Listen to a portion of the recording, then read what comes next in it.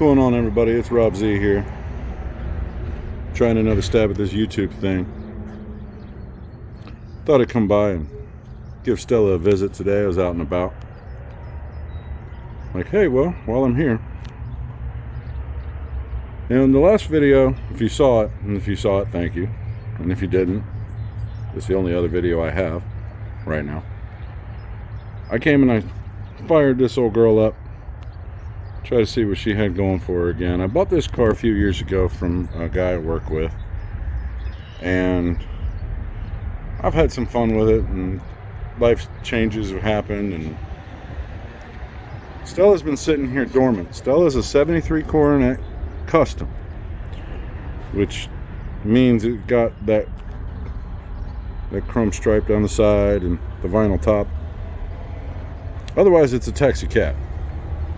I mean, it's got carpet, you know, but if it didn't have carpet, it would just be a taxi cab. The only thing to make it more of a taxi cab is if it had that rubber floor mat, bullet holes, and a pungent odor inside. Now, since I've had Stella, I've done some cool things to her. I put the Mickey Thompson Sportsman STs. These are 235/60 15 all the way around on some reproduction Wheel Vintiques Chrysler Steelies 15x7 on a pretty standard backspace offset, whatever you call it. And it's like that all the way around, and if I can be honest, I'm not feeling that anymore. We're going to get into some of the finer points of Stella here. See what she's got going for her, and show you some of the stuff I've done to her, aside from the wheel and tire treatment and that. Well, we'll talk more about all that and that. This right here. We'll talk about it. One of the first things I did to Stella is I got the bike. Ever since I was a kid, when I was at the racetrack with my mom and family, cars that had 4 headlights usually had the yellow. And since the car is yellowish, how cool would that have been? Now you can search around online and you can find yellow headlights for crazy money. You can call me at work, I'll sell you some yellow headlights for some crazy money. But what I did is I went to the old Hobby Lobby and I got myself some stained glass paint in canary yellow, and I don't have the paint here to kind of outline it, but take the headlights out that you want to paint, obviously, and I rigged them up in a box and I hit them with like 4 or 5 coats of that canary yellow. And I gotta tell you, the first time I did it was like 2 coats, and it faded out real bad within a year. This car used to sit out in the street, and I got unhappy with it, and so I redid it, and this has been like that since 2019. And granted, it hasn't been out in the sun like that, but all I'm saying is it's easy to do, it's cheap. I made this Frat Dog. Now the 73 has got a way different peak in the middle of the grill, right? So like in the 71 and 72s, they're like a bird beak through here. 73, they softened that up, and they had originally, the 71 and 2s had a Frat Dog in the middle, and it would have been, you know, just pretty boring and rudimentary in chrome. So what I did is I got this unit for one of the 71 72s off of eBay, and it showed up where it's yellow, it showed up pitted bad and flaking off red, and where it's black, it was all missing. So I cleaned it all up with a Dremel and didn't really polish it, just took all the junk off of it. And then I painted the base of it black, and I took that same canary yellow and I just brushed in on the Frat Dog, and it don't look bad. It needs a little bit of love, I'm not gonna lie, but you know, from back here, yo. The license plate, that's an Amazon thing. I went on Amazon and I found a place that would print off whatever you want on whatever year license plate from whatever state you had in mind. And they have real good representations of what the license plate looked at the time, but they fade. This is the second one I bought. It's on some cheesy ass bracket, but whatever. But it is aluminum, and it's printed. It's not stamped. The originals were stamped. So, like, again, 10 footer. We're only going for 10 footer on this car. 10 feet away, looks real impressive. You get it up close to it, you can tell somebody pulled it off a computer, but whatever. You might notice the bolts here. Let's see if we can get it. Those are LEDs.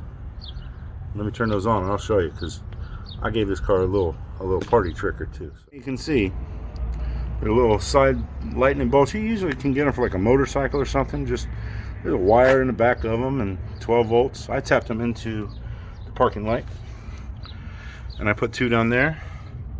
Oh, and I put 2 up there. So now at night, if I do drive this car at night or dusk, that word Stella and 73 Ohio and seatbelts fastened, that all lights up pretty cool. You never see a front license plate light. How many cars have you seen with a front license plate light? This one now. Another thing I did is everything but the headlights on this car and the dome light inside are LED. Those are amber LEDs behind an amber lens. And I got the side marker lights all working. Red LED behind a red lens. The same thing with the tail lights. Now the nice thing about the tail lights is I found them, and they're going to be released on Jag soon, but I found them before that. They are a bulb, and I'll try to find a way to put a link to them, but they're a bulb that looks like a glass bulb 1157 or 1156 in the case of the turn, or the backup light. They look like 1157 glass case bulbs, and they fit real nice in here, and that's why I wanted them. And then but there's an LED array inside of them. I did both taillights.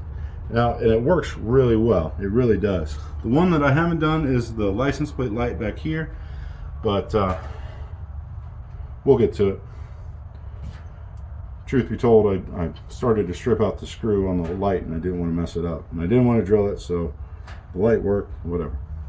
Another thing I did is I got a license plate frame made for it that says her name. 73 Dodge Coronet, big Yella Stella in quotations. Got to pick my font and everything. Fender mounted turn signals. They work most of the time. Some guys have a real hard problem with them. I found an LED bulb that fits right in them. How cool is that? Let's see if I can get you an idea how fast they really light up. So there's an LED behind that one, and then the turn signals, parking lights, whatever. How fast it's on, how fast it's off. It's really quite nice. And now that's with the parking lights on. You see just how much brighter and how much faster they light up. I mean, they really do a nice job. Now this next piece is something I'm particularly proud of. So I drove this car a bit, and I didn't really have too much problem with driving it, you know, maybe some brake problems and whatever, but the taillights in this car are ridiculously low, like ridiculously low in the bumper. And unfortunately, a soccer mom texting on her phone doing her makeup scared me one day, because she was behind me and texting on her phone, putting on makeup or eating a double I don't know, whatever, it doesn't matter. And I don't believe she could really see my taillights over the hood of her little Ford Escape. So I put in a high mount brake light. And this was pretty easy to do, and it's wired into the high circuit on the brake lights. So if you look real close, see how it's 6 LEDs, and the 2 in the middle are pretty close. Well, the 3 on the left, they also light up with the turn signal, and the 3 on the right light up with the turn signal back there. But more important, and with the hazards, obviously, I don't have anybody here to hit the brakes to show me, I'm sorry. But it kind of gives the idea that I put a little high mount stoplight. I didn't cut anything. I just ran a couple wires under the channel there and under the channel under here and down into the taillight harness, and found left and found right, tapped them in. Didn't cut a thing, didn't drill anything. the wires ran down through the sail panel. So it worked out real well.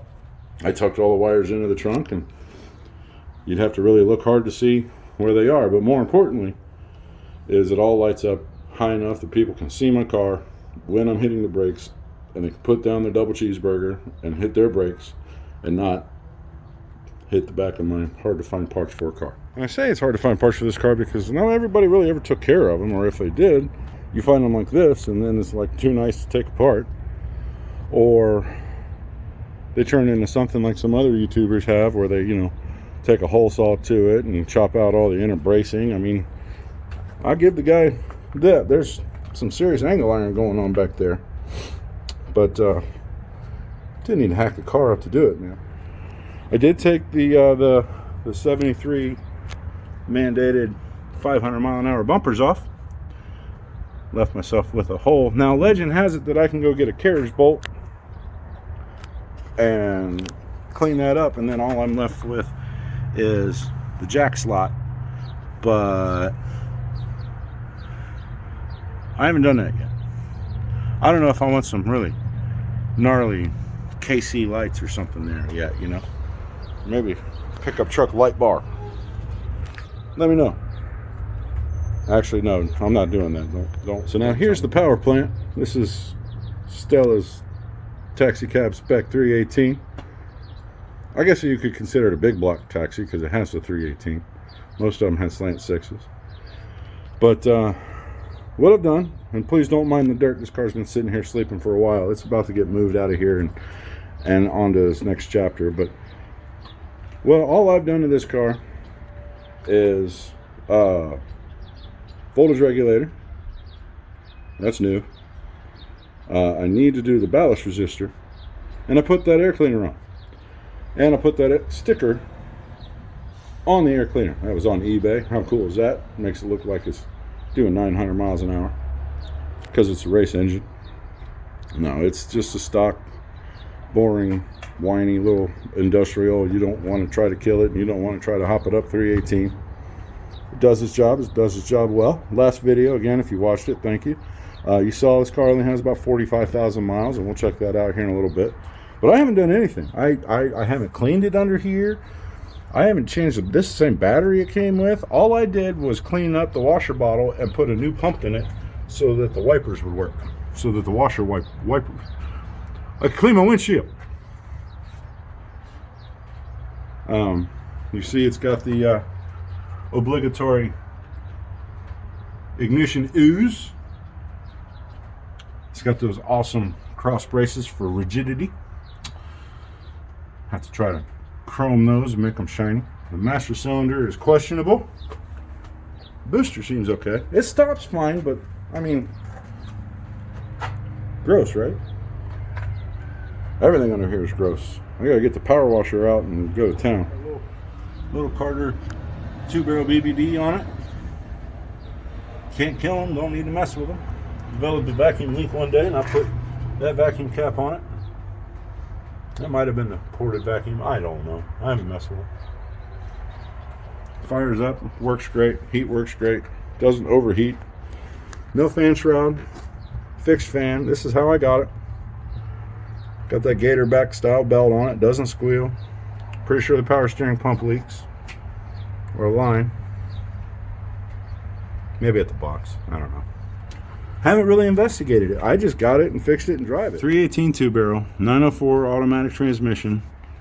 Gutless gear in the back, 8 1/4. Jed over at Scott Speed Shop me some valve covers and an air cleaner that I've wanted since I was a little guy.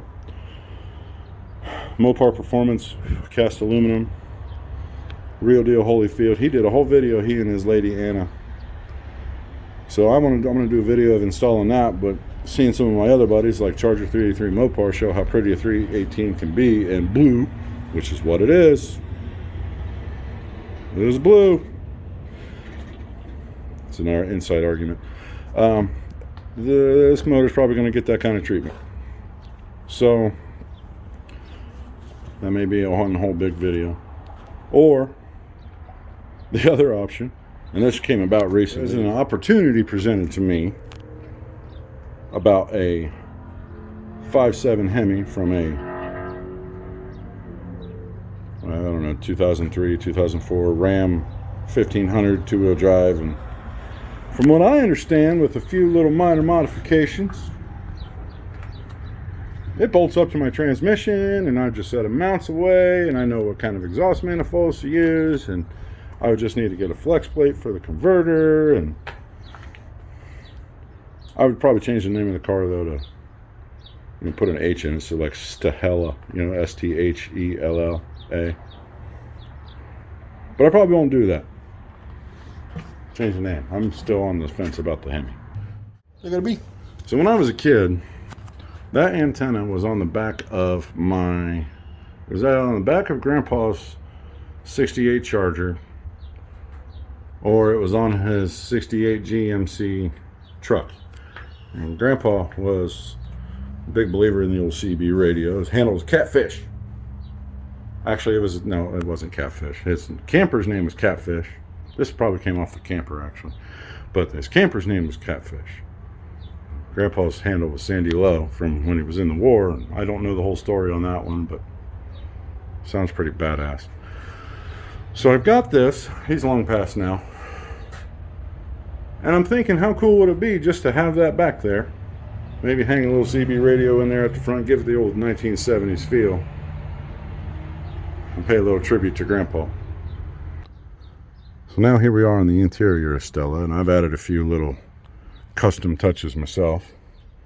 Look at this though. The seat is a little roached from me getting in and out of it and it baking in the sun. It's got its issues. It's by no means perfect. Bench seats are pretty cool though, for the most part. Last video I found a leak there. We're going to investigate that when I haul this thing out of here. The only real problem with the interior and the headliner is that was there when I got it. I don't smell that mice live in it now, because they pretty much give themselves away with all that. But I'm just going to leave it alone, because otherwise the headliner doesn't sag too bad. Dome light even works. Never really used the shoulder strap belts. I figure probably not oughta. They look cool, but danged if I don't know how to really operate them. I have the owner's manual. I can't comprehend it. And I have college degrees, and I just do not understand how that animal works. But maybe it's because I have college degrees is why I can't figure it out. Bought a new rear view mirror for it at Indy. This one's got this goofy stripey deal going on. I can't abide by it. It drives me absolutely, there you go. It drives me absolutely up the wall. So I've got a new mirror for it. Guy was lucky enough to, I was looking at it and he had, I don't know, what was it, Jed, 30 bucks on it, and you can have it for 20. Like, cool, left stuff he has to take home. So there'll be a whole series. I'm gonna make that a 3-part series, installing that rear view mirror. I got plans on that one, so looks pretty involved. 3-part series. It's part 1, removing the screws. Part 2, detaching the headliner, or not the headliner, the sun visors from little hooks. Step 3, installation. And there may be, I'll make it a saga, maybe there'll be a trilogy into a saga. I may do a part 4 and do a test drive with the new rear view mirror. How tough is that? That is a genuine reproduction, second-hand Grant tough steering wheel. It's a little small. She measures in around 13.5, 14 inches, whatever. It's not the size, it's how you use it. It's got a horn button. Horn works. Real nice and crisp, too. This horn button is actually kind of neat, because if you ever watch Jed Scott of Scott Speed Shop channel, and you look in his 70 Charger Jezebel, she's got this same horn button. Now hers is mounted wrong way up, because that's the only way I guess he could get it, because unfortunately I believe I sold him the wrong install kit. But I sent him the horn button that's in that car, because I bought this one and they lost it, and then they sent me another one, and then the lost one showed up. So Jed and I were becoming fast friends and buddies for life. We still are, I feel.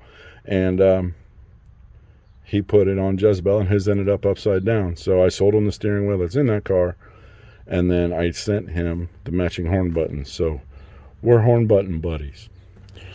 I put the it's a decent wheel, by the way. I probably should have just left it well enough alone, but I wanted to look tough. It does have footprint high beam pedal. I'm not cool enough to put a footprint gas pedal on it. Mainly because the thing weighs about 1.5 pounds, and I'd have to put 20-pound springs for the return springs on the linkage on the carburetor just to bring her back. Otherwise, she's got fast idle all the time. But you can get that at Jag. This is a little Mr. Gasket piece. It's pretty neat. It makes me giggle. Going back to the LED conversion I did on the outside with the turn signals and the tail lights and the third brake light. One of these is necessary, ladies and gentlemen. You will need this, otherwise it will get mad. There's not enough load carried across the circuit once you put LEDs in, that these are essential. These are inexpensive. It's just a load resistor style flasher, load flasher, I guess you call them. When I sell them, they come in 2-wire and 3-wire configurations, and sometimes they've got a polarity reverser cap. And I'll tell you, without one of these, it'll drive you nuts, and with one, it'll drive you only halfway nuts. But it is necessary, it is vital to make that LED setup work. But by golly, it's worth it. Now, I got one of these on the hazards, and I got one of these on the standard turn signal as well. They sound normal. They usually plug right in. Like I say, they come in a 2 and a 3-wire, but mine didn't need anything other than plug it in and ship it. So happy with that. I had to do it on the hazard circuit too, because it got mad at me when I only did it on the turn signal circuit. So I ended up buying 2 of these, but they're like $8 to $10, or I don't even think they're that much anymore if you shop around for them. 45,179 and 1.5 miles on this unit when I parked it. I got it at about 44.8. I don't remember what it was. It's messed up on the title anyway, but that doesn't matter. I don't believe it's ever rolled over. The brake and the gas pedal, although worn, I don't think it's rolled over. It doesn't act like it. Doesn't act like a 145,000 mile car. AM radio, no, it doesn't work. It just plays silence, the sound of silence.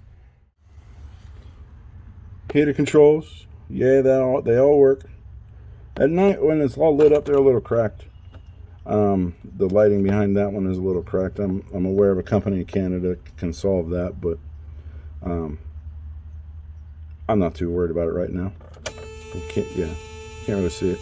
The the lights on buzzer works, and so does the key buzzer. Check this out. Now when you play them together, you got this guy, and then you got that guy.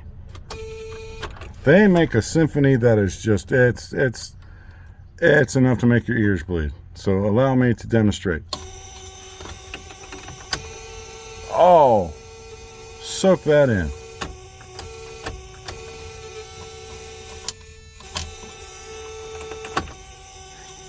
Isn't that just the worst noise you've ever heard? God, what bothers me about this car is it does not have a passenger side mirror, and I can't tell you what it's like. Like I could have been way tighter in here, but I didn't have a right side mirror, and I don't drive the car enough to know where all the corners are, and I don't want to bend up the corners that I don't know where they're at. So, God, this fender is terrible. But it was like that when I got it. But I'm on the look for one. I found one online. Thank you, Patrick. I found one at another YouTube channel. Said they had one of these cars. They wanted a mint for the car. I asked him, hey, would you just sell me the mirror off of it? How do I get the mirror off of it? And he says, you got to buy the whole car. That seemed a little excessive to me, so I did thank him for his time, and I passed on that option. So now I know they exist, but again, I don't believe that enough people are parting these cars out, or they're just all gone, that I don't see them on eBay. 73B body, 4-door, passenger side manual mirror that matches that one that you can't see. That one. They have They have awful ones online that don't match that at all, and I'm a symmetry kind of girl. So it's either leave that well enough alone and learn how to drive the thing, or maybe chrome sport mirrors, because that seems to be pretty readily available. Or maybe I'll get fancy and get painted sports mirrors and paint them black. Or I'll plastic dip them and I'll change the colors every week. I don't care. Another thing I'd like to address is, does that seem a little level to you? Because my eyeball is saying she's a little tilted off towards the driver's side. And I don't know if that's a torsion bar thing or a rear spring thing. It's not a tire thing. Could be a ball joint thing. I don't know yet. Investigating that first chance I get. So that's going to do it for this video. If you made it this far, thanks for watching, thanks for listening. Throw me some options down in the comments, some ideas down in the comments that you'd like to see done with Stella, what direction I should take it. Do I clean up the 318, put a little bit of cam in it and good exhaust and just cruise it, maybe upgrade it with AC, or do I late model Hemi swap it, or just put the 4-barrel on it? I do have a 4-barrel Edelbrock LD4B 318 intake, thank you Jed, and a Holley 600-ish vacuum secondary carb that he lovingly rebuilt, that I've had sitting around long enough that I'll probably have to rebuild now. He sent it to me, and God love you for that, thank you. Do I go that route? Do I go the late model route? Do I keep the 2-barrel and try to see what kind of fuel mileage I can pull out of this thing with $5.49 a gallon gas? Because good grief, that's how much gas costs today. Right now anyway, across the street here. So, and to that end, this isn't the only car I have. So I have this, my 2008 Acura TL, Nighthawk black pearl in color. She's far from perfect, but perfect from afar.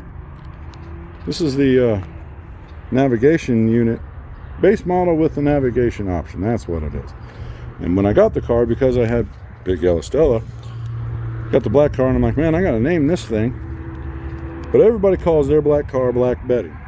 And when you sing the song Black Betty, there is a certain part of the song that everybody sings right after, and that's what I named the car, Bam-Ba-Lam.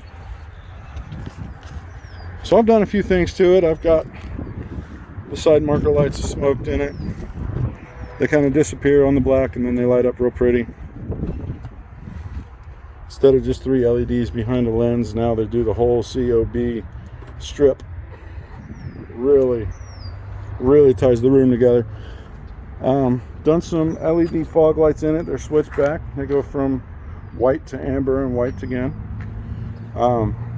I added the old man chrome in the Acura logo there. I'm leaving it alone. But it's got its problems, it's got its foibles, like the sunroof doesn't work real well. And it's got this clear broad goop on the mirrors. And these damn mirrors, so they've got, and if you look around online, they've got an issue that when I unlock the car, they think that I didn't leave the mirror in that position, so then it readjusts the mirror to the thing that it thinks that I want, and unfortunately that's pointing at the sky. So what I've done, a little roof lip spoiler on it. I've given her a little ducktail spoiler. Actually, it used to have, where that one is, was a lot like that one. So this was necessary because, Ricer, and this was necessary because, well, race car. So here's the next leader of the free world, ladies and gentlemen. I thought this was America. Okay, political rant over. But I've got taillights that are going to complement the side marker lights. If you want to see any of that, let me know. If you want to see me kind of throw a little love at Bam-Ba-Lam, cold air intake, fix this passenger side headlight that's all foggy and gross and drives me up the wall. Doesn't hinder visibility, but boy, it makes me a little salty. Any interest in seeing any of that, let me know, and I'll start filming on this too. Again, if you made it this far, you're the best. Like, share, subscribe. I could YouTube just with your help. For just one click of a subscription button, you too could help me achieve YouTube mediocrity. So again, thanks for listening. Thanks for watching. If you made it this far and you like what you see about Bam-Ba-Lam, you like what you see about Big Yellow Stella, let me know. If you hate me, let me know. Till the next one, everybody.